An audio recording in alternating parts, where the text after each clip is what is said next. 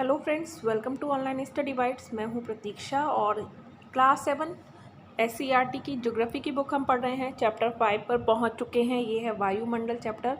इससे पहले भी चैप्टर हम और पढ़ चुके हैं, इंपॉर्टेंट पॉइंट्स देख चुके हैं। तो आप प्लेलिस्ट में जाकर ज़रूर चेक करें और एससीईआरटी की बुक्स को पढ़ना ना भूलें। जितने भी वीडियोज़ हैं एससीईआरटी की बुक से रिलेटेड, उन सभी वीडियोज़ को ज़रूर देखें और अपने नोट्स जो हैं वो आप खुद बनाएं, जिससे कि आपकी तैयारी अच्छे से हो और आपको समझ में भी आए। तो चलिए वायुमंडल के बारे में कुछ महत्वपूर्ण तथ्य जान लेते हैं जो इस बुक में दिए गए हैं। हमारी पृथ्वी सौर परिवार के ग्रहों में अनोखी है, क्योंकि अभी तक प्राप्त जानकारी के अनुसार सौर परिवार में पृथ्वी ही एक ऐसा ग्रह है जहां जीवन है। तो पृथ्वी पर जल की उपलब्धता, सूर्य की उचित मात्रा का ताप मिलना, जीवनदायिनी गैसें से युक्त हमारा वायुमंडल, ये सारी चीज़ें ही हमें जीवन जीने के लिए ज़रूरी जो चीज़ें हैं ये हमें पृथ्वी पर ही प्राप्त होती हैं। पृथ्वी के चारों ओर विभिन्न गैसों के मिश्रण का एक आवरण होता है, जिसे क्या कहा जाता है? वायुमंडल कहा जाता है, जो कई 100 किलोमीटर की मोटाई तक फैला हुआ है। लर्नर्स, अब आप मेरी क्लासेस अनअकैडमी पर फ्री देख सकते हैं और ये लाइव क्लासेस हैं। तो डेली लाइव क्लासेस ज्वाइन करने के लिए आप डिस्क्रिप्शन में लिंक दिया है, लिंक पर जाके एनरोल कर लें। और अनलॉक करने के लिए प्रतीक्षा टेट अनलॉक कोड है, इसको लिखना ना भूलें, जिससे कि ये जो क्लासेस हैं वो आपके लिए बिल्कुल फ्री हो जाएंगी।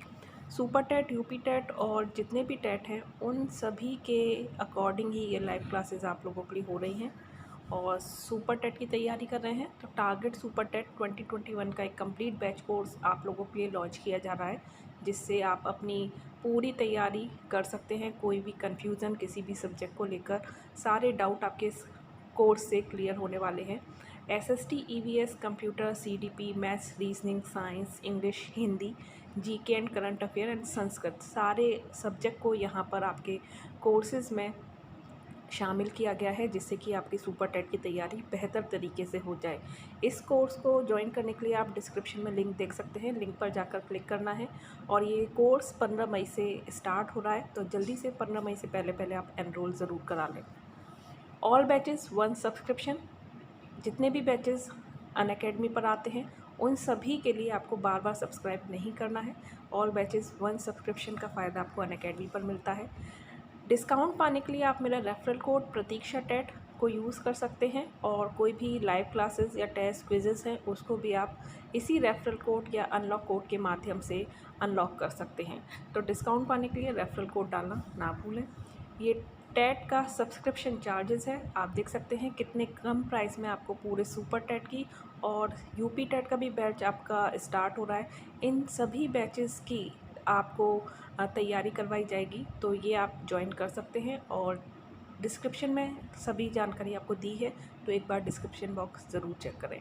Thank you. लिखा हुआ है, वायुमंडल पृथ्वी के साथ क्यों टिका हुआ है? आप जानते हैं कि पृथ्वी अपनी आकर्षण शक्ति के कारण प्रत्येक वस्तु को अपनी ओर खींचती है, जिसे हम गुरुत्वाकर्षण कहते हैं, ग्रेविटी कहते हैं।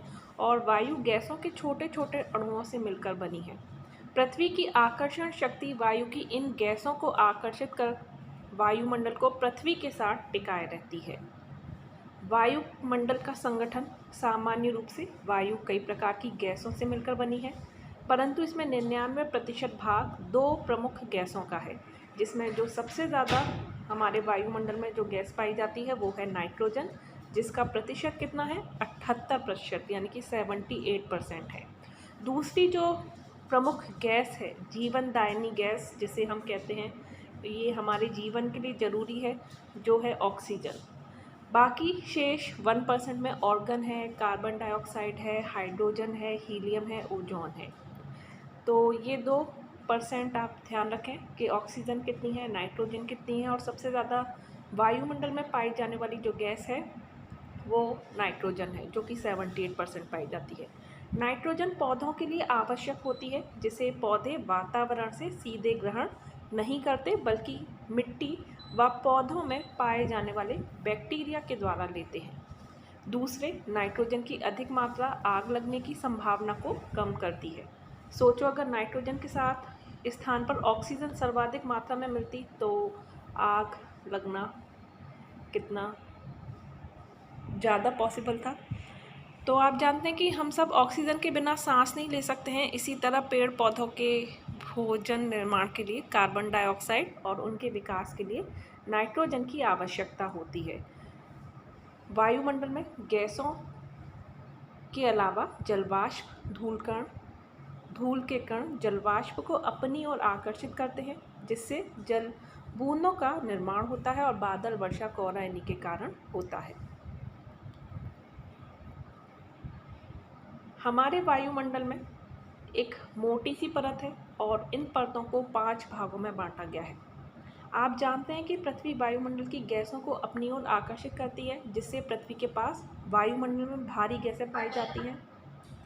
इस प्रकार तापमान और वायुमंडल के घनेपन के आधार पर इसे 5 परतों में बांटा गया है। पहली है क्षोभ मंडल, जो सबसे नीचे की परत होती है, फिर समताप मंडल, फिर मध्यमंडल, आयन मंडल और भ्रायमंडल। यहाँ आप देख सकते हैं। वायुमंडल की सबसे नीचे की परत को क्षोभ मंडल कहते हैं। यह परत धरातल से लगभग 15 किलोमीटर की ऊंचाई तक पाई जाती है। इसकी ऊंचाई ध्रुवों पर लगभग 8 किलोमीटर और विषुवत रेखा पर लगभग 18 किलोमीटर तक है। तो ध्रुवों की ओर जाते हैं तो ऊंचाई क्या होती है, कम होती चली जाती है।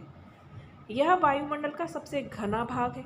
इस परत पर धरातल से ऊपर जाने पर प्रति 1 किलोमीटर की ऊंचाई पे 6.5 डिग्री सेल्सियस की दर से तापमान में कमी आती रहती है।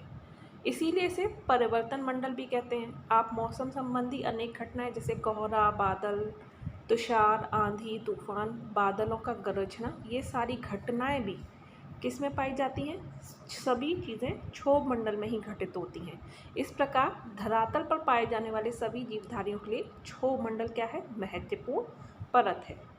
दूसरी समताप मंडल में ओजोन परत पाई जाती है, जो सूर्य से आने वाली हानिकारक पराबैंगनी किरणें जो यूवी ए, बी और सी आती हैं, उनसे हमारी रक्षा करती है। मध्यमंडल में उल्कापात की घटना घटित होती है। आयन मंडल द्वारा रेडियो तरंगें पृथ्वी की ओर परावर्तित की जाती हैं, जिससे हम रेडियो और टेलीविज़न का प्रसारण सुनाई देता है व दिखाई देता है। भ्रायमंडल वायुमंडल की सबसे बाहर की परत होती है, जिसमें हाइड्रोजन और हीलियम गैसें पाई जाती हैं। तो वायुमंडल के तत्व में तापमान, पवन, वायु दाब, वर्षा और आर्द्रता है। तापमान वायुमंडल द्वारा पृथ्वी की ऊष्मा का प्रधान स्रोत सूर्य है। सूर्य सभी दिशाओं में प्रकाश और ऊष्मा का विकिरण करता है। इसे हम क्या कहते हैं? सौर विकिरण कहते हैं। पृथ्वी को प्राप्त होने वाला सौर विकिरण को सूर्य ताप कहते हैं। पृथ्वी का धरातल मुख्यतः इसी सूर्य ताप से गर्म होता है और सूर्य की किरणें पहले धरातल को गर्म कर देती हैं और फिर गर्म हुआ धरातल अपने संपर्क में आने वाली वायु को गर्म कर देता है। इसी प्रकार वायुमंडल मुख्यतः नीचे से गर्म होता है, अतः वायुमंडल के निचले भागों में सामान्यतः तापमान अधिक होता है। जैसे जैसे ऊंचाई बढ़ती जाती है, तापमान घटता जाता है। ये पॉइंट आप ध्यान रखें। इसीलिए हिमालय पर्वत की ऊंची चोटियों पर सदैव बर्फ जमी रहती है। वायु में गर्माहट या ठंडेपन की मात्रा को तापमान कहते हैं। तापमान मापने का मानक क्या है? इकाई जो है वो डिग्री सेल्सियस है। इसे तापमापी यानी कि थर्मोमीटर द्वारा मापते हैं। वायु दाब क्या है? वायु विभिन्न गैसों का मिश्रण है और इसमें अपना स्वयं का भार होता है। इसी कारण धरातल पर वायु अपने भार द्वारा दबाव डालती है।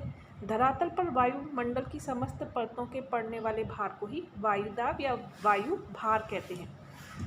वायुदाब जो है वो जिस यंत्र से मापा जाता है उसे बैरोमीटर कहते हैं। माप की जो इकाई प्रयोग की जाती है उसे मिलीबार कहा जाता है।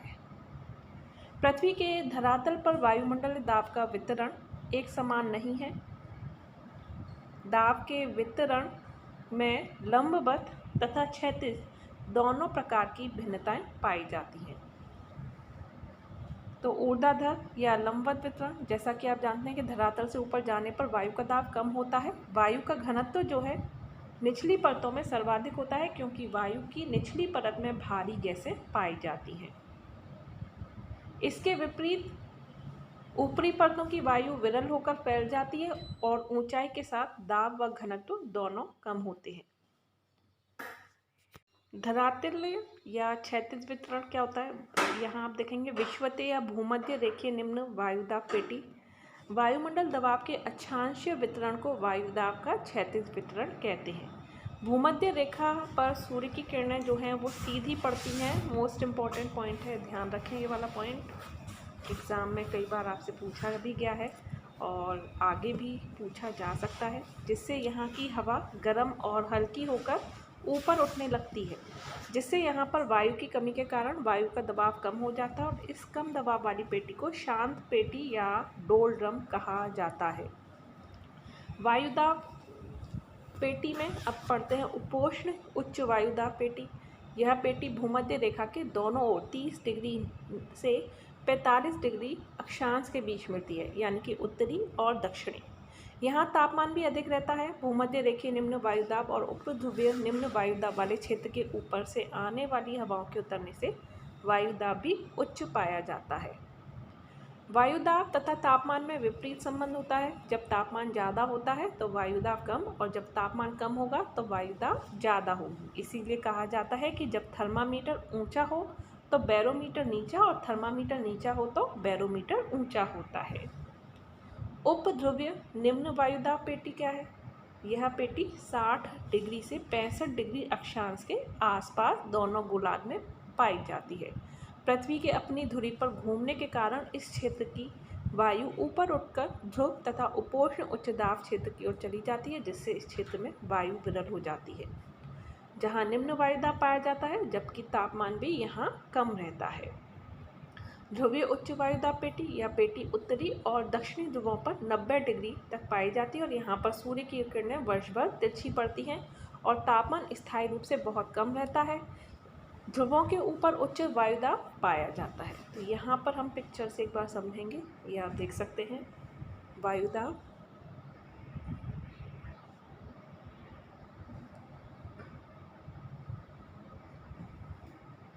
जो 30 डिग्री ध्रुवों विषुवत रेखा से 30 डिग्री ऊपर 30 डिग्री नीचे, ये उत्तर पूर्वी व्यापारिक हवाएं इनको कहा जाता है और इन्हें उपोष्ण उच्च वायुदाब पेटी के अंतर्गत रखा जाता है। ट्रेडिंग विंड इनको नाम दिया गया है क्योंकि ये सबसे अच्छी हवाएं होती हैं। देन वायुमंडल की आर्द्रता। वायुमंडल में उपस्थित जलवाष्प को आर्द्रता कहते हैं। वायुमंडल में जलवाष्प वाष्पीकरण की क्रिया के द्वारा आती है। जल का वाष्प में बदलना ही वाष्पीकरण कहलाया जाता है। जब सूर्य की किरणें धरातल पर पड़ती हैं तब जहाँ कहीं भी थोड़ी सी नमी होती है वह वाष्प में बदल जाती है और वह वाष्प वायुमंडल में आ जाती है। जब ताप घटने पर यह जलवाष्प जल में परिवर्तित हो जाती है तो उसे संघनन कहते हैं और संघनन द्वारा ही ओस, पाला, कोहरा, बादल, वर्षा होती है। वर्षा क्या है? वायुमंडल जलवाष्प का लगातार संघनन होने पर संघनित कणों के आकार में वृद्धि होती है। जब ये कण बड़े और भारी हो जाते हैं तो पृथ्वी के धरातल पर गिरने लगते हैं। जब ये बूंदों के रूप में धरती पर गिरते हैं तो इन्हें वर्षा कहते हैं।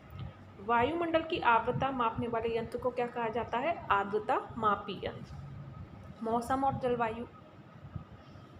मौसम और जलवायु आप देखते हैं पल पल में, घंटे घंटे, दिन, सप्ताह, धूप, हवा, वर्षा आदि स्थितियों में परिवर्तन होता रहता है। यही दैनिक परिवर्तन मौसम कहलाया जाता है।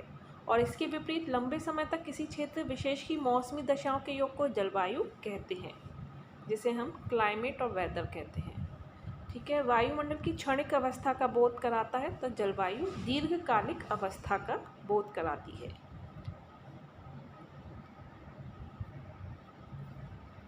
तो यहाँ पर हमारा चैप्टर एंड होता है।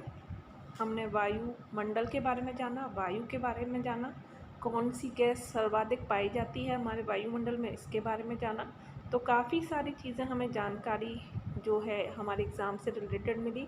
कौन कौन से मापी यंत्र हैं जिनसे तापमान को, वायु को मापा जाता है, और इसी तरह से चैप्टर को पढ़ते रहें। जो भी डाउट है तो आप कमेंट में पूछ सकते हैं। अभी के लिए इतना ही। वीडियो को लाइक एंड शेयर करना ना भूलें। नए हैं तो चैनल को सब्सक्राइब करके बेल आइकन पर ज़रूर प्रेस करें।